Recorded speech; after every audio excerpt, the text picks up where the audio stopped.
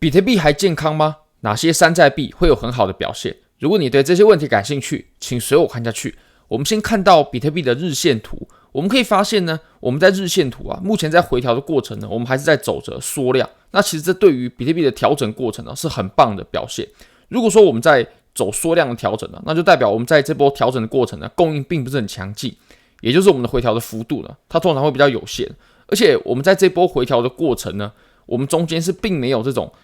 放大的供应量能，并且我们在上涨的过程我们是上涨了很多，那我们回调也只不过回调到了236，这绝对算是非常强势的调整。那这通常呢只会出现在我们很强劲上涨的过程那通常这种调整过后呢，也都还会有延续的上涨。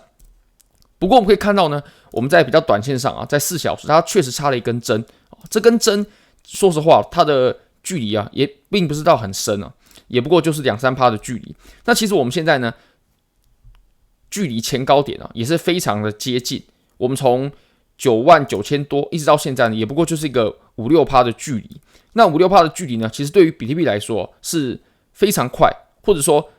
它不需要经过太多的这种价格波动，它就可以克服的。毕竟比特币它本身的波动性就比较大。那我们在刚刚的下跌过程当中呢，刚刚的插针其实是由于韩国那边有一些波动如果大家有注意到刚刚韩国的新闻的话，可以发现刚刚执政党呢已经发动了戒严因为反对党的一些动作。那韩国的政坛其实是比较诡谲多变如果大家对韩国政坛有一点了解的话，那其实韩国呢是一个比特币大国。我可以给大家一个数据，在我们2021年的时候呢，曾经有一天单日的交易量呢，韩国的交易量是跟美国是一模一样的。因为你要知道韩国跟美国呢两国的人口是差距非常大的，韩国大概是5000万人左右，那美国大概有 3.33 亿，所以这相差大概就是6-7倍的人口差距。而且呢，美国的物价人均 GDP 也是要远高于韩国的，所以韩国的交易量跟美国居然可以达到一模一样，这其实非常夸张。这可以显现韩国比特币在韩国有多么的狂热。你可以发现呢，刚刚韩国发动这种政变之后呢，或许会有些人就会担心政局不稳，那比特币的价格呢就迎来了一波抛售，而且这波抛售潮非常的夸张你可以看到，虽然说它上面用的价格是用韩元去作为单位的，不过我们插针的这个点位你可以去往前观察它大概在前面49000以来这个上涨的高点那这个高点呢，如果我们对应到我们比特币的图表它大概就在这个位置可能在65000到67000左右。所以你可以想象一下我们从刚刚95000、96000的价格呢，一直回落到66000、67000，大概是一个 30% 的插针这种 30% 的插针绝对可以引来非常非常多人的恐慌的。但我们对于长期的这种比特币的盘面呢，它都是产生不了影响的，它不影响我们原本的多头走势。甚至如果说由于这种短期事件的恐慌所造成的这种价格下跌呢，很多时候会是，如果你觉得仓位不够的话，确实是可以考虑加仓的时机点。我们再来观察一下 ETF 对于我们这轮牛市的上涨是非常关键的我们在12月2号的时候，我们流入只剩下3亿5千万。其实3亿5千万的流入量呢，如果我们从之前来看它并不算太少不过呢，就我们10月开始的这波流入潮来说，我们3亿5千万的流入量其实是很小的。尤其你可以看到我们自从进入到了11月下旬之后呢，我们的流入量就开始慢慢的变少了。因为我们在11月21号的时候，当时我们一天都还有10亿美金的流入量，那我们现在只剩下3亿多美金。我们现在的流入量呢，其实是有在趋缓的状况，这对于比特币的资金流入来说呢，这绝对不是一件好事情。你可以发现我们经过了这轮牛市以来，我们可以发现呢，但凡我们要有价格的上涨，那我们一定要有 ETF 持续而且大量的资金流入。我们在今年2、3月的上涨是如此，我们在今年呢10月、11月的上涨也是如此。那如果说我们的流入表现呢并不是太突出，我们就是走横盘震荡。你可以发现我们在2月、3月的行情呢，其实我们比特币的价格上涨结束，或者说慢慢接近顶部的时候，当时我们的 ETF 流入量它并不是一次性的减少，而是慢慢的递减，递减到最后呢，它基本上就快归零了，甚至还都有这种连续的流出。那我们最近啊，虽然说它有零星的2-3天的流出，可是我们最近的流入量它依然是不错的，也就是我们这一波的延续性啊，还有速度啊等等都是很棒的，它才可以开启我们这一波的上涨。那我们现在呢，流入量已经有减小的情况出现了，这并不是一个好预兆。不过我们还是有机会的，在这一波上涨里面呢，一旦我们后面还能有持续的 ETF 流入，那我们的价格呢，就绝对还能继续创新高，继续冲刺。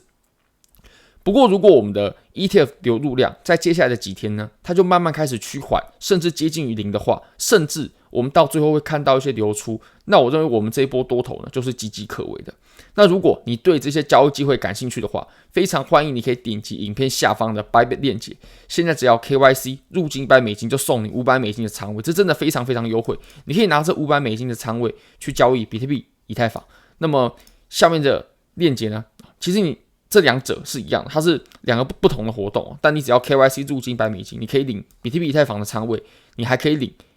一个迷因币的仓位。那这个迷因币是松鼠币哦，因为我们都知道最近美国大选呢是有一只松鼠非常有名，所以它最近是很红啊。那我们来观察一下比特币或者说加密货币市场它目前整体的变化。我们观察很多不同的币种，我们可以发现它到目前为止的涨幅跟它们之间的关系，我们就可以去统整出我们这轮牛市啊，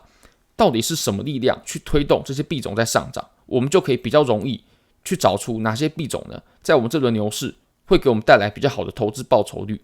我们可以先观察我们市值前几的，因为毕竟市值越大的币种呢，它就比较稳定，它比较不会出现暴涨暴跌啊、差增这种状况。我们会比较好控制。比特币它从最底部上来现在大概是涨了7倍左右7-8倍左右那这其实是一个非常不错的涨幅因为比特币的市值已经非常夸张了。以太坊它最低点到现在呢，大概有一个3-4倍的涨幅。那瑞波币呢，我们从最低点到现在大概有一个8-9倍的涨幅。那瑞波币的表现也是非常的夸张如果大家最近有观察加密货币的市值的话，可以发现瑞波币在短短的几天内就接连超过了 Solana 还有 USDT 的市值，这是非常夸张的，因为毕竟它已经有非常庞大的市值跟体量了。那 Solana 的话呢，它是我们这轮牛市涨幅最夸张的币种至少在前几名的市值里面确实是这个样子它从8块呢一直涨到200多块甚至最高呢有到260，那这相当于是一个30倍的涨幅30倍的涨幅，其实在一个这么大市值的加密货币来说呢，是非常非常夸张的。那 BNB 呢，大概从200块一直到600块，大概就是一个3倍左右的涨幅。那狗狗币它大概有10倍那 Cardano 它从 0.3 左右一直到现在，或许是3-4倍的涨幅。这个稳定币我们就不说那 TRX 它大概也有一个3-4倍的涨幅 ，Avalanche 也大概是3倍大概是3倍。那我们可以观察一下其实我们这轮牛市呢，绝大多数的币种它的涨幅都落在3-4倍左右当然，以太币我相信它真正的狂潮还没有开启不过到现在就是3倍然后我们 BNB 3倍Cardano 3-4倍TRX 3-4倍 Avalanche 3-4倍。那我们可以先看这些它真的上涨非常多的币种，它其实都有共通性的，比如说狗狗币。那狗狗币它大概涨了10倍，这当然跟川普的当选，还有马斯克他支持川普有关毕竟马斯克他个人是非常喜欢狗狗币，他是有很多的叙事的甚至我们都清楚嘛 ，DOGE 它就是马斯克要带领的政府部门的缩写所以狗狗币它是跟这次大选相关概念的。然后 Solana 它涨了非常非常夸张然后瑞波币它也涨得非常夸张。那比特币它一直都表现得很棒大家有没有发现这些疯狂上涨，它的涨幅呢优于相近市值的币种，它有一个共通点Solana、瑞波币还有比特币，也就是他们都有比特币现货 ETF， 或者说他们都有提交过申请。这个图表 Eric 已经帮我们整理有哪些机构他们已经提交了 ETF 的申请，都是加密货币相关的。用一个图表呢全部整理起来，我相信会非常清楚。你可以看到呢，现在除了比特币和以太坊之外，剩下的就是 Solana 还有 XRP 有最多机构做申请。那比特币和以太坊的呢，这个我们就比较不讨论因为他们个别都有上市，所以有些机构呢，他们就做这种投资组合，然后发行成 ETF 上市，这也是很合乎逻辑的。那这种 basket 也就是有一筐有一篮子的比特币。那除了这些标的之外呢，剩下的真的就是 Solana 跟 XRP， 也就这么刚好Solana 跟 XRP 他们在这轮牛市到目前为止的回报率呢，是远高于相近市值的币种的。所以我们一路走来始终如一，我们认为 ETF 就是这轮牛市它资金挹注的管道，最主要的管道，也是我们这一波上涨的基石。所以我们追寻的 ETF 就是非常的关键的。你可以看到Solana 它有4个机构已经做申请了，那申请的时间点呢，都是落在2024年的6月到10月、11月左右这个时间。我们真的有可能有结果。根据我们过往的经验它都要到 final deadline， 也就是要到2025年的8月左右，才有可能呢正式的批准上市，然后有第一笔的资金流入到 ETF 当中。那前面的这种 first deadline、second deadline， 其实我们以比特币还有以太坊，我们过往的经验来看呢，SEC 它都是不会在这种时间点它就发布这种正式的消息的。那 Solana 你可以想象毕竟 Solana 跟 XRP 都有机构大量的去申请 ETF， 然后他们又表现得这么好，这就不得不让人做联想了。而且如果我们对应回当时比特币和以太坊的环境当时比特币的 ETF 在通过上市之前呢，其实就已经开始暴涨，它的起涨点是在 ETF 上市之前。那么以太坊其实也是的。那 Solana 跟瑞波币，我们最近可以看到非常非常多的利多，而且起涨点是已经早就出现了。我相信绝对有人，或者说绝对有机构呢，得到了 Solana 还有 XRP 他们内部关于 ETF 的相关消息。那很有可能他们这种大资金已经先进去布局了，然后他们才能有这波拉升。因为股票的内线交易呢，很明确是违法的，但是在加密货币的内线交易，现在并没有非常强制的这种规定，所以很有可能就有这种状况发生。那我也认为呢，比特币当时在 ETF 通过之前呢，就有非常多的消息。我们现在来看其实它都不是空穴来风。我相信当时呢，就有很多资金先布进去了，而且起涨点也出现了。我相信相同的状况呢，它也会出现在 Solana 还有瑞波币身上的。不过瑞波币我们可以去看它的申请日期已经要来到2024年的10月、11月。如果我们